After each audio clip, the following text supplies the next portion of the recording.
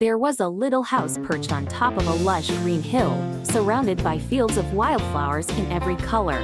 The house belonged to Mrs. Ann, a kind and gentle woman. Mrs. Ann lived with her small dog named Cat, a fluffy white pup who always brought a smile to her face. Every morning, Mrs. Ann would wake up to the sound of birds singing and the gentle breeze rustling through the trees. She would prepare a simple breakfast and sit on her porch, sipping tea while watching the sunrise paint the sky in shades of pink and orange. One day, as Mrs. Ann was tending to her garden, she noticed a young girl sitting by the edge of the hill, looking sad. Mrs. Ann approached her and asked, "What's the matter, dear?" The girl, named Lily, explained that she had lost her way while exploring the woods and didn't know how to get back home. Mrs. Ann smiled warmly and said, "Don't worry, we'll find your way back. But first, how about some tea and cookies?" Lily's eyes lit up at the mention of cookies. She followed Mrs. Ann to the little house and soon they were sitting together, enjoying the sweet treats and tea. Mrs. Ann's stories about the hill and the adventures she had with her dog Cat made Lily feel at ease.